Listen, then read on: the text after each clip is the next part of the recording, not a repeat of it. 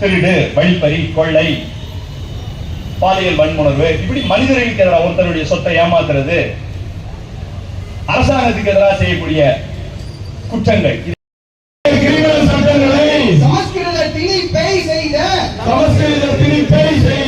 ஒன்றிய அரசை கண்டிக்கின்றோம். ஒன்றிய அரசே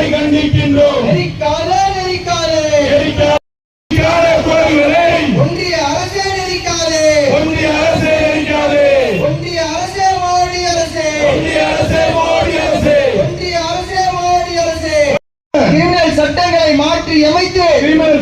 மாற்றி அமைத்து மனித உரிமை மீறலுக்கு மோடி அரசே துணை போகாதே. திணிக்காதே. மக்கள் விரோத சட்டத்தை அனுமதிக்க மாட்டோம். பறிக்காதே. குடிமக்களின் உரிமைகளை பறிக்கும் சட்டங்களை அனுமதிக்க மாட்டோம். நெறிக்காதே. ஜனநாயக குரல்களை நெறிக்காதே. சட்ட வல்லுநர்கள் மக்களின் கருத்துக்களை கேட்காமல் நடைமுறைப்படுத்தப்பட்டுள்ள கருப்பு சட்டங்களின் கலவையாக கிரிமினல் சட்டங்களை மாற்றி வைத்து மனித உரிமை மீற நெறிக்கும் போராட்டங்களை குற்றமாக்கும் சட்டங்களை மோடி அரசு ரத்து செய். ஒன்றிய அரசு ரத்து செய். எதிர்க்கட்சிகளை வெளியேற்றி சட்ட வல்லுநர்கள் மோடி அரசு ரத்து செய். அரசியலமைப்புக்கு எதிரான புதிய கிரிமினல் சட்டங்களை சமஸ்கிருத திருப்பை செய்ய. திருடு, வழிப்பறி, கொள்ளை, பாலியல் வன்முணர்வு, இப்படி மனிதர்களுக்கு எதிராக ஒருத்தருடைய சொத்தை ஏமாத்துறது, அரசாங்கத்துக்கு எதிராக செய்யக்கூடிய சட்ட வல்லுநர்கள் மக்களின் கருத்துக்களை கேட்காமல் நடைமுறைப்படுத்தப்பட்டுள்ள 3 புதிய எத்தனையோ போராட்டங்கள், எத்தனையோ மறியல்கள், எத்தனையோ முற்றுகை போராட்டங்கள் என்று தொடர்ச்சியாக பாரதிய ஜனதா கட்சியை தமிழ்நாட்டிலே அம்பலப்படுத்தி சோர்ந்து விடாமல் தொடர்ச்சியாக போராட்டங்களை நடத்தி மக்களுக்கு விழிப்புணர்வை ஏற்படுத்தி தமிழ்நாட்டிலே பாரதிய ஜனதா கட்சி வெற்றி பெறாமல் இன்றைக்கு இருக்கிறது என்றால் அதில் எஸ்டிபிஐ கட்சிக்கு ஒரு பெரும் பங்கு இருக்கிறது என்பதை யாரும் மறந்துவிட முடியாது. அதை நான் நன்றியோடு சமயத்தில் நினைவு கூற கடமைப்பட்டிருக்கின்றேன். ஆனால் அண்ணாமலை நடந்தா, நின்னா, உட்கார்ந்தா, எந்திரிச்சா எல்லாத்துக்கும் ஊடகம் போய் நின்றுட்டு இருக்கும். அவர் போடுகின்ற தும்மல்களில் இருந்து துப்புகின்ற பொய்கள் வரை ஊடகங்கள் பொறுக்கிக் கொண்டு வந்து மக்களுக்கு சொல்லிக் கொண்டிருக்கும். கிட்டத்தட்ட ஒரு பிக் பாஸ் நிகழ்ச்சி மாதிரி அண்ணாமலை சுத்தி தான் அந்த 3 வருஷம் நான் பார்த்துட்டே இருந்தோம். அந்த என்ன செஞ்சிட்டு இருக்காரு, என்ன பொய் பேசிட்டு இருக்காரு. அவர் பேசுற பொய்யை கூட மறுத்து சொல்லுவதற்கு நமக்கு ஊடகங்கள் வாய்ப்பே கொடுத்தது கிடையாது. இத்தனையும் செஞ்சும் பிஜேபியில ஒருத்தம் கூட ஜெயிக்கல. ஒரு காலத்தும் ஜெயிக்க முடியாது. அதற்கு நமது போராட்டங்கள் தான் காரணமாக அமைகிறது. தோழர்களே, பிஜேபி கால ஆட்சிக்கு வந்து 10 வருஷம் முடிஞ்சு அடுத்த 5 வருஷம் ஆட்சியில் இருக்க போறன்ற கனவு உட்கார்ந்து இருக்கிறான்.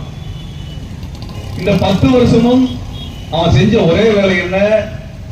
சட்டங்களை புதுசா கொண்டு வரதான் ஒரே வேலையாக இருக்கிறது. 3 வேளாண் சட்டத்தை கொண்டு வந்தான்.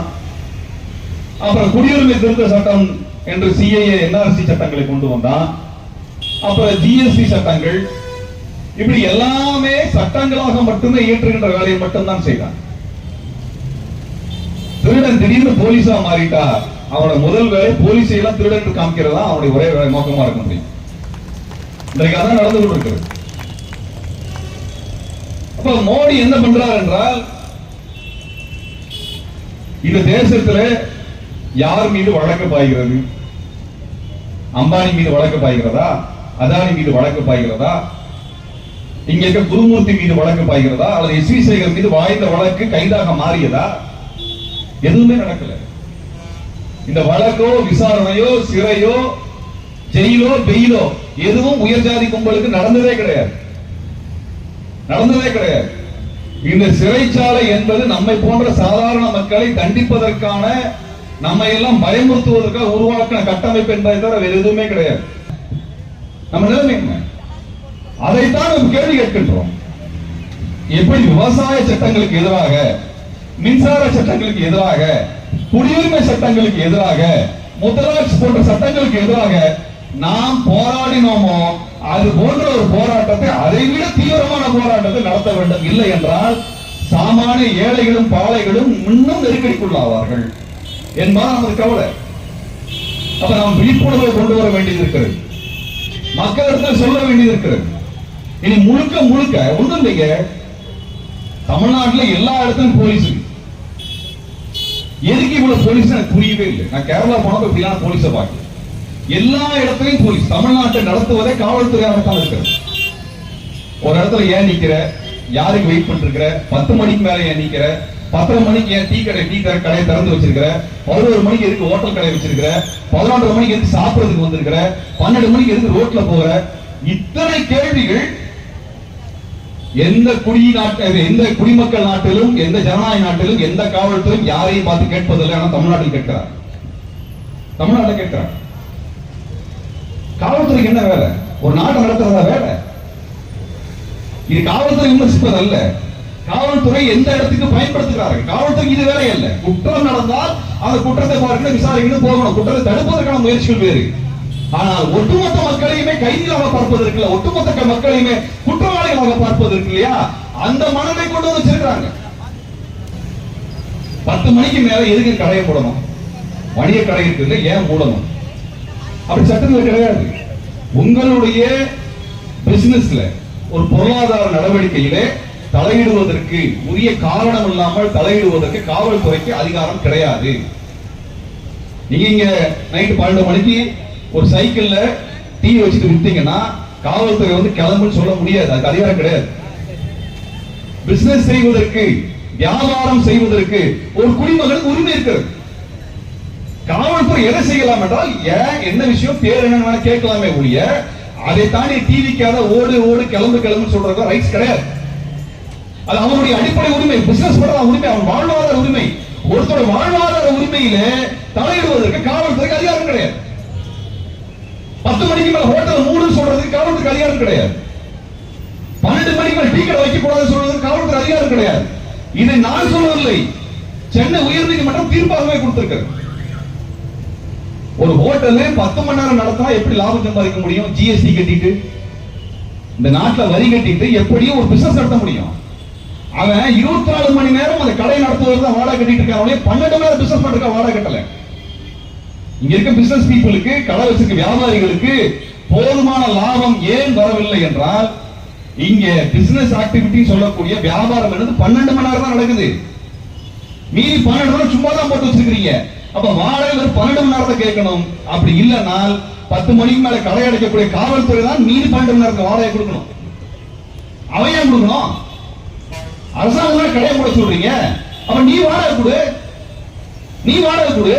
24 மணி நேரத்துக்கு வாடகை கொடுத்துட்டு இருக்கிறேன் நான். இங்க ஒரு கடை இருக்குது அப்படின்னா அந்த கடை 24 மணி நேரம் இயங்குவதற்கான வாடகை கொடுத்துட்டு இருக்குது. ஆனா 12 மணி நேரம் தான் பிசினஸ் பண்ணணும் அரசாங்கம் சொல்லுச்சுனால், மீதி 12 மணி நேரத்துக்கான வாடகை யார் தரணும்? அரசாங்கம் தரணும், இல்ல காவல்துறை தரணும். இப்படி எந்த நாட்டிலும் கிடையாது, எங்கேயும் கிடையாது.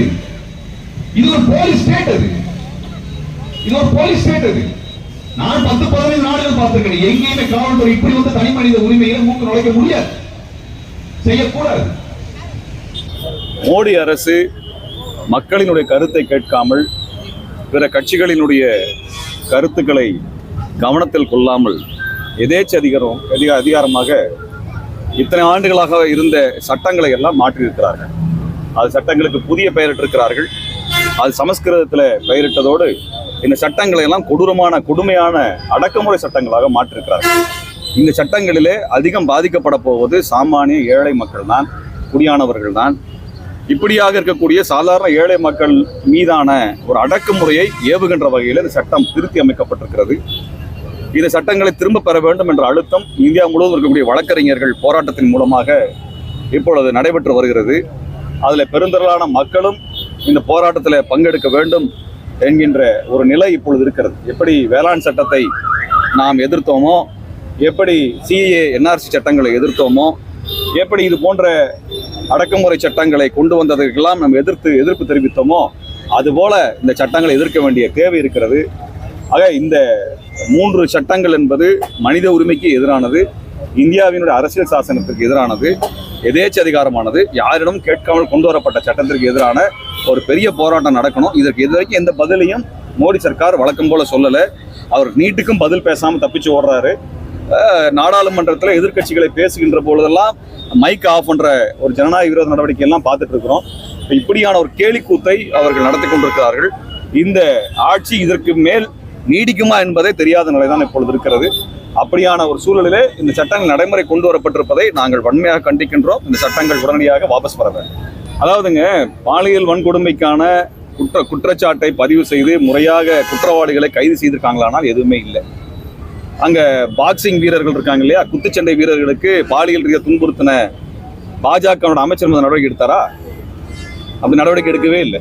அப்ப அப்படியெல்லாம் நடவடிக்கை எடுக்காம இவர் பெண்களை பாதுகாக்கிற மாதிரி கதை விடுறதெல்லாம் நம்ம நம்ப தயாரா இல்லை. இப்ப பாலியல் குற்றங்களுக்கு எதிரான தீவிரமான சட்டத்தை கொண்டு வருகிறோம் என்றாலும் முதலில் உங்க அமைச்சரை தூக்கி உள்ள தூக்கி போடுங்க, சிறையில தூக்கி போடுங்க. அதை மோடி செய்யட்டும், பாஜக செய்யட்டும். அப்புறமேல் பெண்களை பாதுகாக்கிற பத்தி கதையெல்லாம் பின்னாடி பேசலாம். மணிப்பூர்ல பெண்களை சீரழித்தவனை பத்தி நீங்க கைது செய்தீங்களா? RSS காரன் செஞ்சா அந்த நடவடிக்கை எடுத்தீங்களா? அதையெல்லாம் செய்யல. ஆக இவர்கள் இந்த சட்டத்தை கொண்டு வருவது என்பது சாமானிய மக்கள், ஏழை மக்கள், பழங்குடிகள், தலித்துகள், இஸ்லாமியர்கள், இப்படி இவர்களை தண்டிப்பதற்கான ஒரு முறையாகத்தான் இந்த சட்டத்தை கொண்டு வந்திருக்கிறாங்க. அதனால இதுல எந்த விதமான நேர்மையான நோக்கமும் இதில் இல்லை. இந்த சட்டத்தை திரும்ப பெற வேண்டும்.